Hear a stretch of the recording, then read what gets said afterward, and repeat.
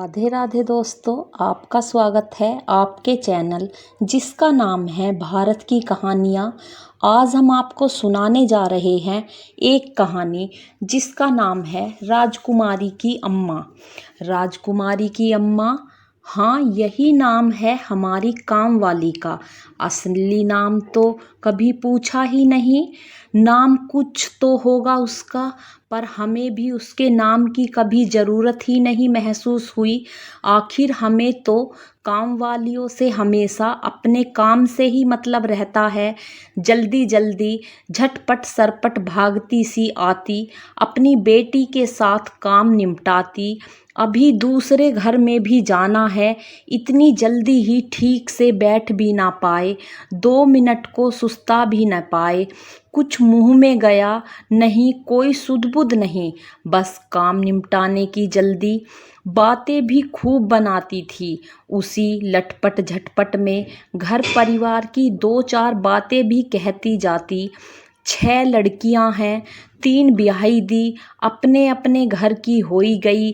3 JEE बची हैं बिहाने को, एक लड़का वाव भी बिहा कर दियो, बहू है, सब काम करत हैं। एक मोड़ा है बाके, एक 3 महीने की मोड़िया है, और हमारे वे ड्राइवर हैं। ड्राइवर की पदवी बताते तो वो ऐसे गौरवान्वित हुई जैसे कलेक्टर की बीबी हो। उसकी मासूमियत पर मुझे मन ही मन बड़ी हंसी आई, पर अपने मनोभाव को संभालते हुए मैंने उसके सुर में सुर मिलाकर आंखें चौड़ी करते हुए आश्चर्य मिश्रित स्वर में कहा, अच्छा। वो बोली, लड़के ने भी ड्राइवरी सीख लई है, बस नेक ढंग की नौकरी लग जाए तो नेक परेशानी कम हो जाए।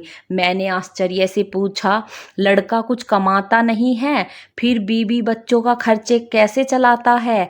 वो बोली, और कौन करेगा, ब्याह के लाए हैं पराई जनी को, खर्चा तो हम ही को करना पड़ेगा। ताई से हमें घर घर जाके चौका बर्तन करना पड़ता है। इन 2 वाक्यों में एक माँ का दर्द, सास होने का अभिमान, अच्छे कमाऊ पति के होते हुए भी पत्नी की विवशता एक साथ सुनी व महसूस की जा सकती थी। उसके मुंह से एक आह भी नहीं निकली। फिर उसी हिम्मत से काम में जुट गई। मैं उसे अपने व उसके लड़के की गृहस्थी की जिम्मेदारी का निर्वाह करने के लिए मेहनत करने की लगन देख आश्चर्यचकित थी। पर क्या इसके बेटे को अपनी जिम्मेदारी का थोड़ा भी एहसास है? ये प्रश्न मेरे हृदय में कोद कर रहा था। आज फिर अभी तक नहीं आई राजकुमारी की अम्मा। एक तो वैसे ही सुबह की भागम भाग, इसका टिफिन, उसका खाना, उस पर ये बिना बताए अभी तक नहीं आई।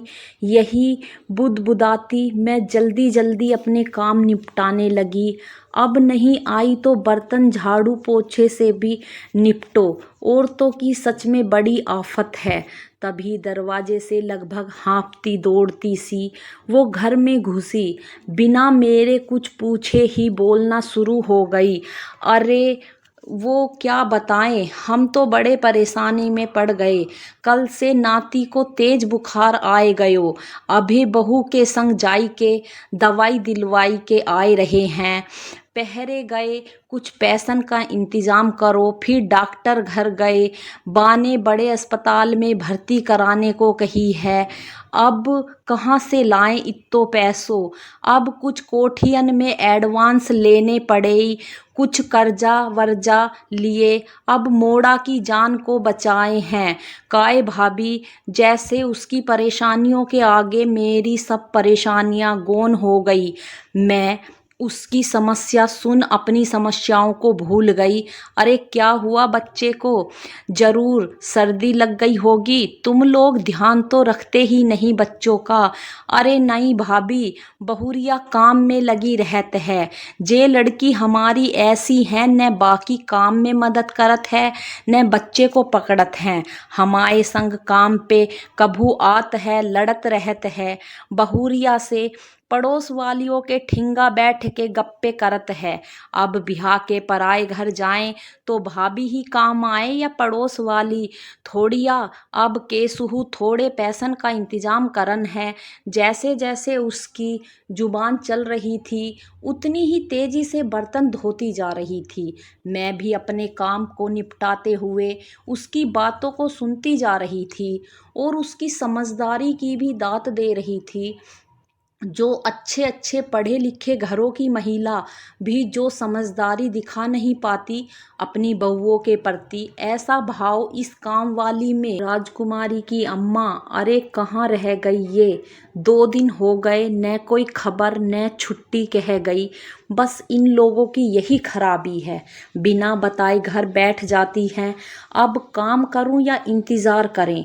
अरे चलो हीरा की अम्मा से खबर लूं। क्यों आज राजकुमारी की अम्मा क्यों नहीं आई? हीरा की अम्मा लंबी सांस भर के बोली, अरे भाभी अब देखो मुश्किल है, बिन को आनो 2-4 दिना वो क्रांतिया भाग गई। बाई से परेशान है, पुलिस चौकी गई है। मैं तो जैसे सन रह गई। अरे वो तो राजकुमारी से छोटी है, 16-17 की होगी मुश्किल से। काहू लड़का से चक्कर रहो, मोबाइल से लगी रहत थी। भाग के मंदिर में शादी कर लई। अब लड़का के घरे है, पुलिस से रपट करी तो इन लोगन को भगाए दयो। राजकुमारी के 2-4 थप्पड़ मार दए।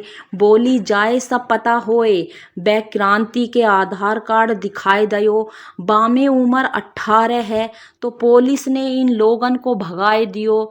गरीब आदमी अब का करे भाभी जी।